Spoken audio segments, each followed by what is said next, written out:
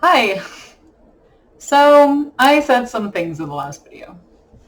I said some things about Transformers Prime. Not a whole lot of positive things. I was slogging through it. It was painful, but I was super determined to do it. Super determined. I was not going to be defeated. So, slogging through it was rough.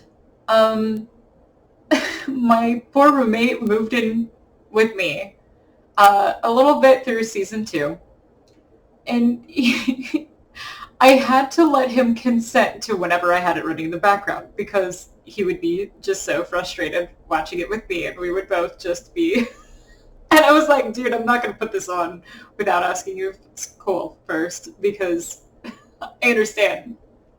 I understand.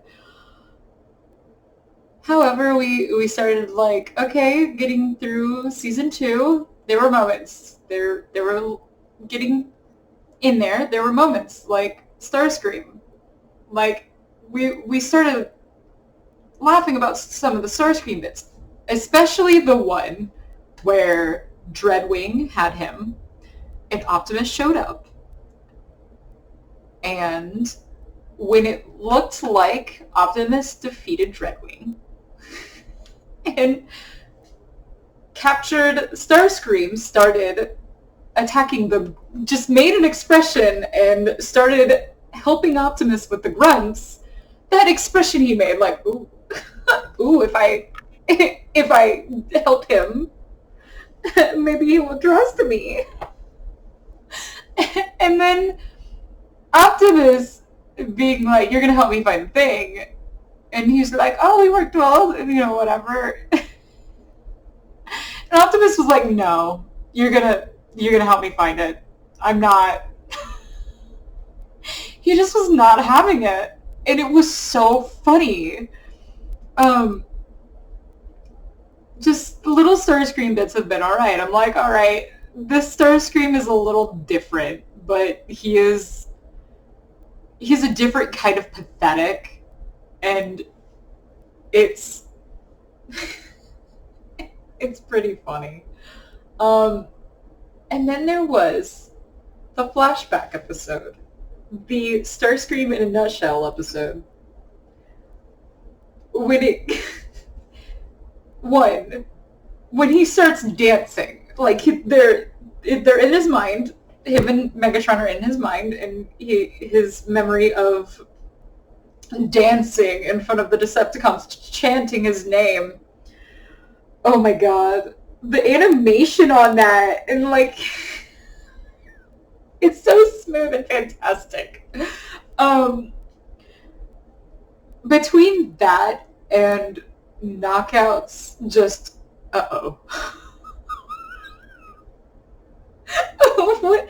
Like, you think he got caught with like he got caught by Daddy. Daddy got him, and he has just that moment of ooh. That was freaking hilarious.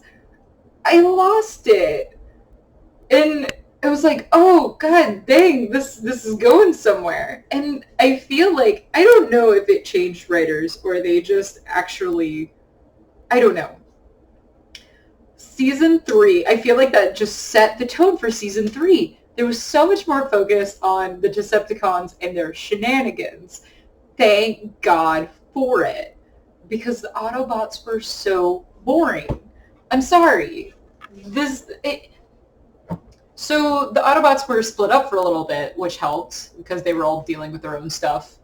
Split them up so they weren't, hyping each other up into their taking everything too seriousness. Um, and the addition of Ultra Magnus was real good. Love me some Ultra Magnus. Uh, Wheeljack kind of more permanently being around. That was great. And so a great thing that happened with and also the humans weren't around as much. Oh, thank God. Oh, thank God. Like, I want, yeah. But, they were appropriately around. Like, yeah, I can deal with that. Yeah. Um, and so, yeah, like, I loved the episode with Ultra Magnus and Wheeljack. Dang. Dang. That was a great episode. Like, right off the bat, I noticed that just a different quality in writing. Like, there's that scene where Ultra Magnus sees those soldiers marching in the background. No word said, but that said a lot. Like, he just longs for the orderly. He wants that. He's not getting that with the Autobots. That's what he desires. That's what he wants. He longs for that. And it's not, that was nice. It was a good scene.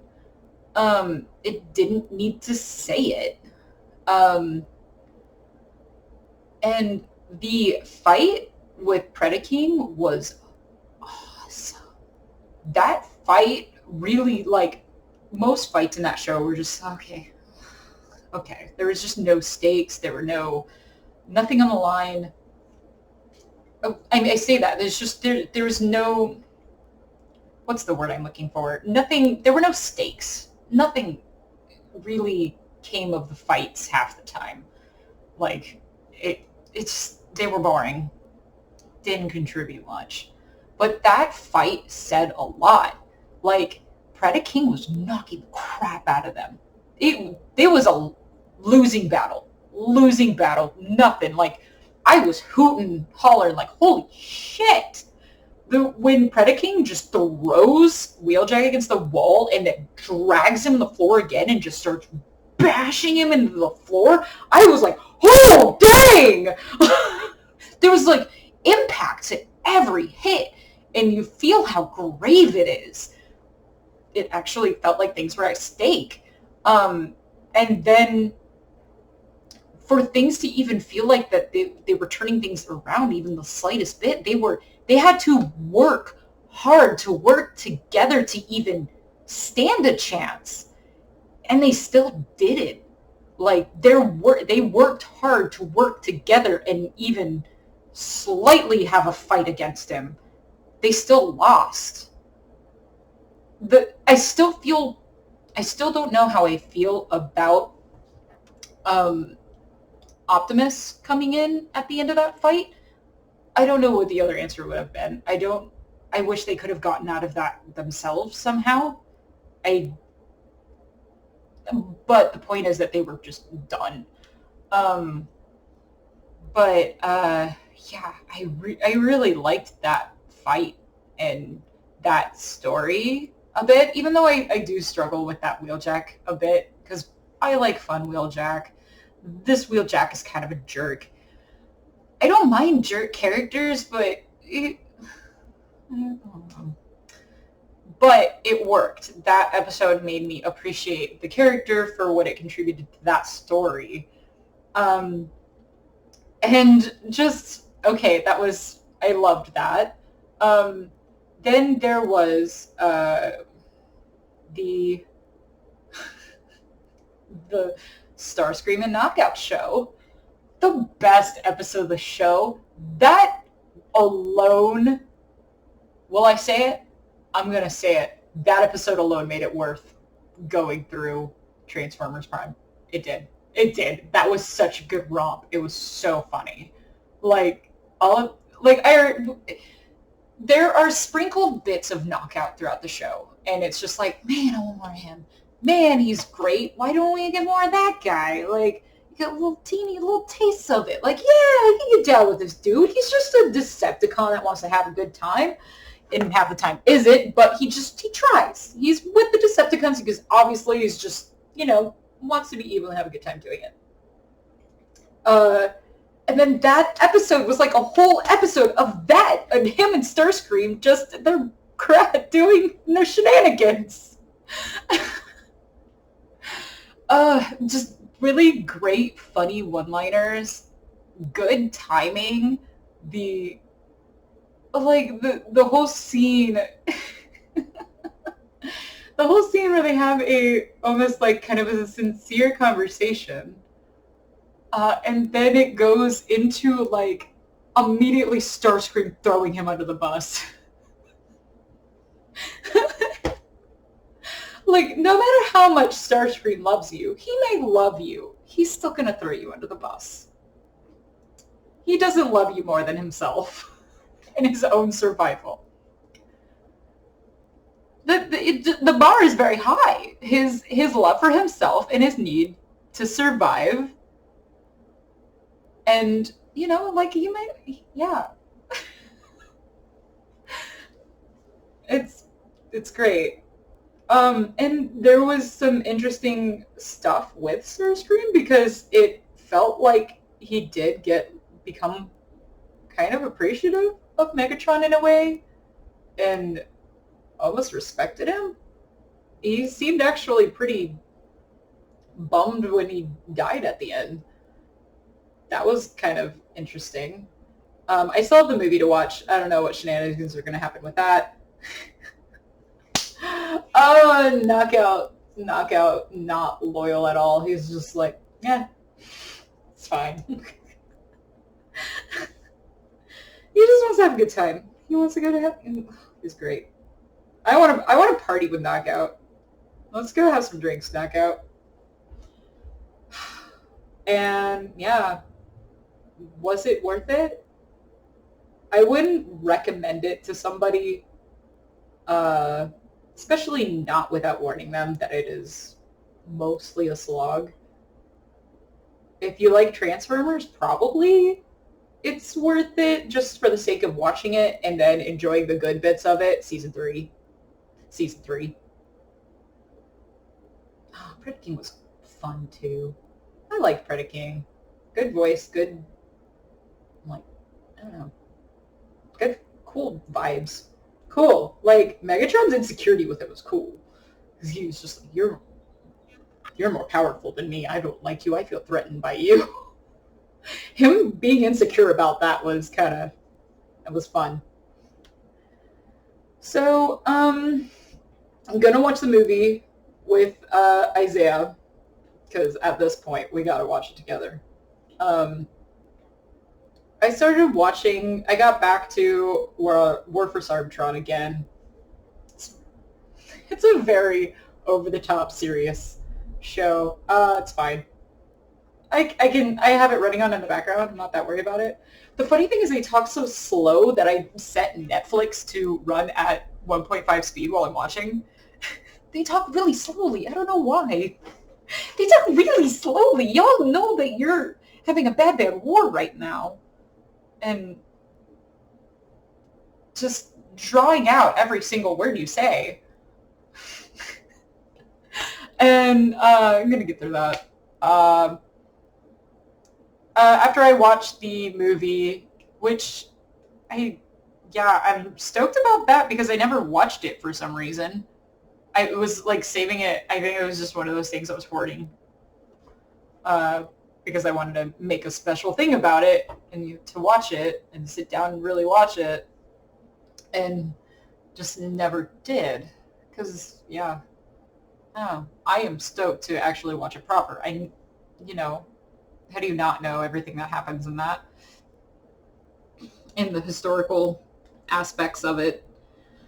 And looking forward to watching the rest of G1. Headmasters is a fever dream. I don't know if I'm going to be able to watch that again. Well, I'm debating it. Maybe in the background.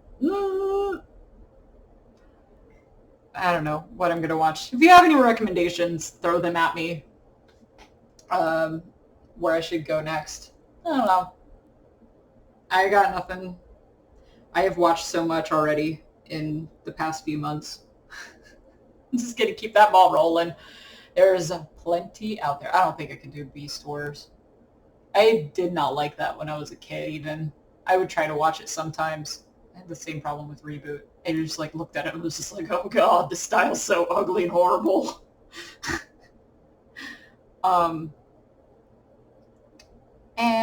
Yeah, I'm having fun. Gonna maybe finish More Than Meets the Eye this weekend.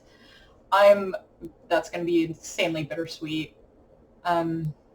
Just still got that one volume left. I'm going through my reread. Just read the chapter where they all went out drinking together and had their avatars and stuff. Ultra Magnus, good Ultra Magnus stuff. Him and Swerve. That bit there was very good foreshadowing there too of how he's feeling a little guilty of why he's on the Lost Light. And then good stuff with Cyclonus that I didn't realize before. I was invested in Tailgate's story, but wasn't quite with Cyclonus yet. And I liked that, Cyclonus was actively trying to keep his secret from being revealed. I didn't remember that at all. I didn't really catch that. I was just reading along. Yeah. I remember the story aspect of Tailgate, but not the character stuff as far as Cyclonus. So, he was looking out for him, and he made himself look like an ass to spare Tailgate. Like, oh, man, buddy. And then was trying to teach him how to sing. It was cute. Oh, God, they're cute. Oh, God. Oh. Anyway, I'm going to wrap it up there. Good stuff. I still need to finish Cyberverse. I think I'm hoarding that one. Better finish that before I leave it without ever watching it. This is my favorite. Now I might like that one even more than Transformers Animated. It's fun. It's fun as hell. Cyberverse is fun as hell. Anyway, bye.